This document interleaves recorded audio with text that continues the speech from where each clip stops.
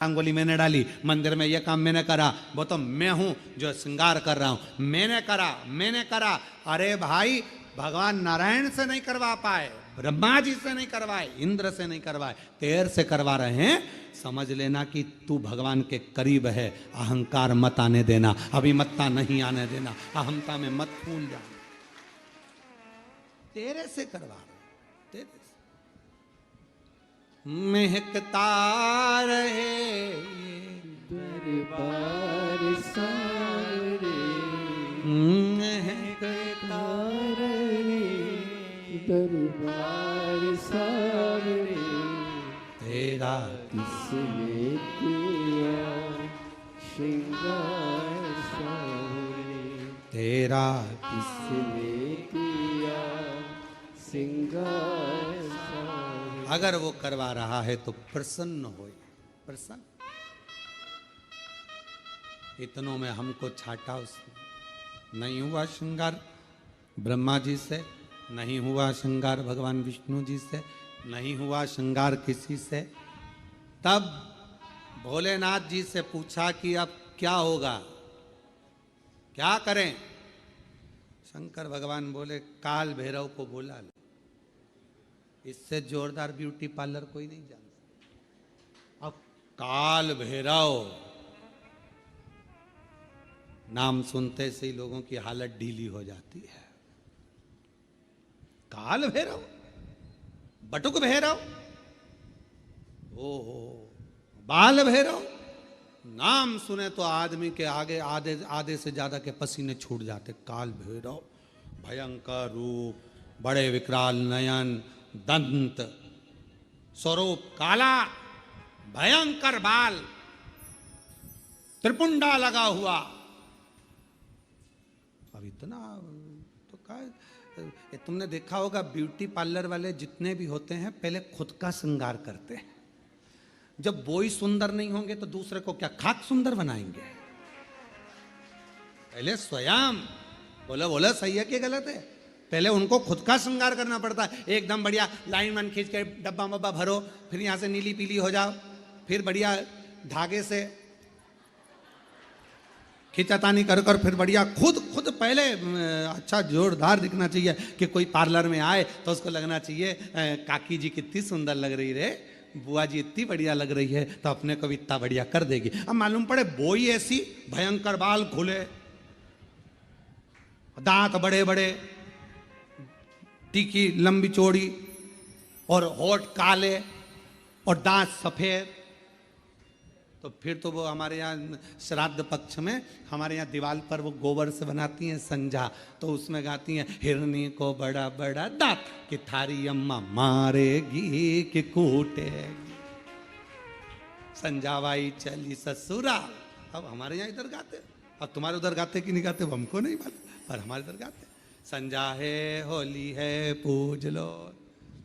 अब वो तो छोटी सी गाड़ी लुढ़कती जाए, बाँ में बैठी संजा माय लहंगो लहराती जाए, चूंदड़ी चमकाती जाए, चूड़ला दमकाती जाए, संजा बाई बोझ जाए। अब तो गावे, अब वो मालूम पड़े पार्लर जिसके यहाँ जा रहे हो श्रृंगार करने, अब मालूम पड़े वही विकराल रखे, तुम मन में आए, तुम तैयार तो कर दोगी? हाँ, किसके जैसी करोगी? मेरे जैसी रिंदे, हाथ जोड़ो, हमको नहीं होना तैयार है। तो पहले पार्लर वालों को तैयार होना पड़ता है।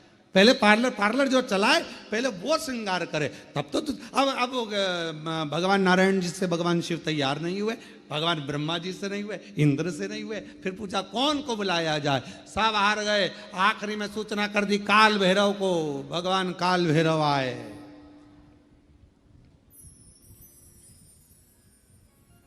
काल भैरव, और जो काल भैरव पहुंचे शंकर भगवान के सामने, शिव जी से पूछा प्रभु क्या करना है? शंकर भगवान कहे तैयार कर दे, तैयार। हाँ।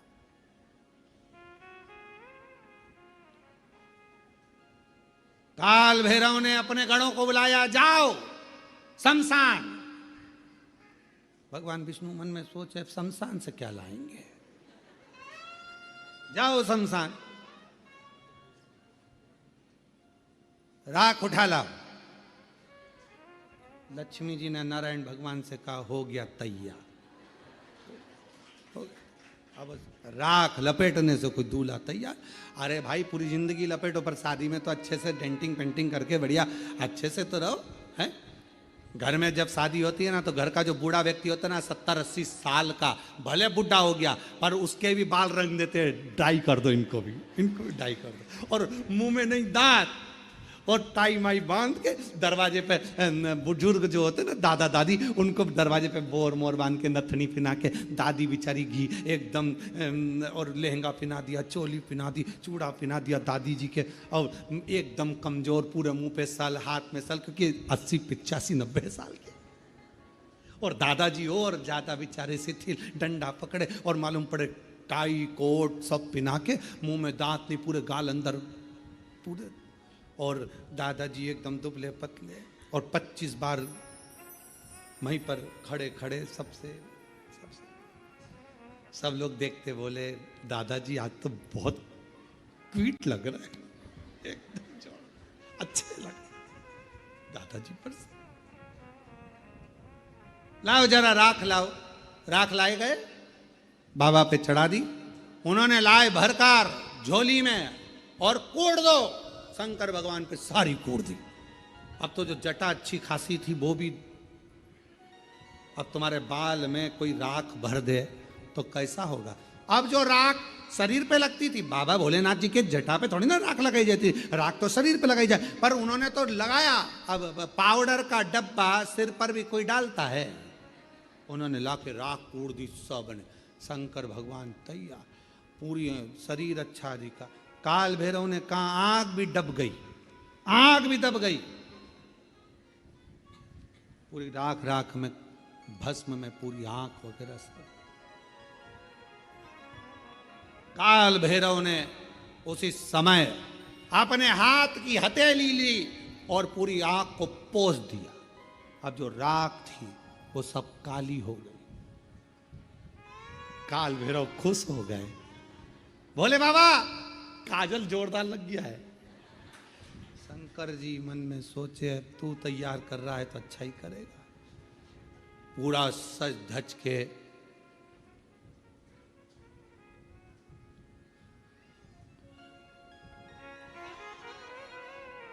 श्रृंगारित होकर,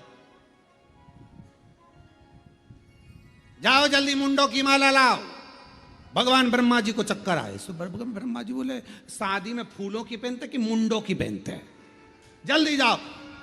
गए शमशान में, मुंडों की माला लाए। अब एक शमशान में किसी किसी दुकान में तुम जाकर कहो कि हमको एक काम करो कि 50 बिस्कुट के पैकेट दे दो, उसकी दुकान पे है ही नहीं 50।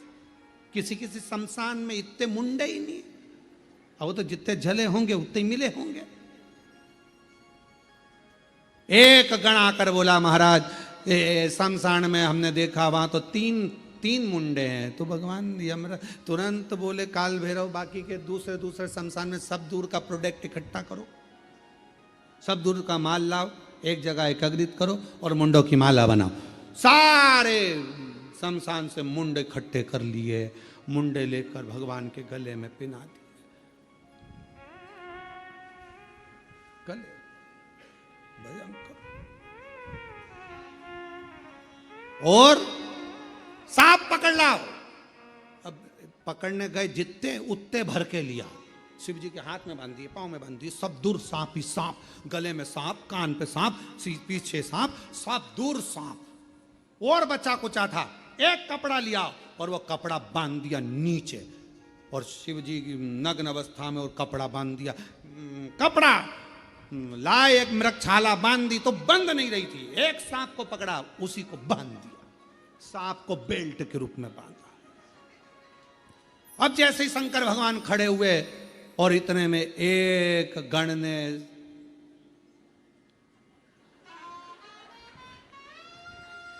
और जैसे ही उन्होंने पुंगी बजाई, बजाते से ही सांप, जैसे ही उसने नाचना चालू करा मृगशाला नीचे।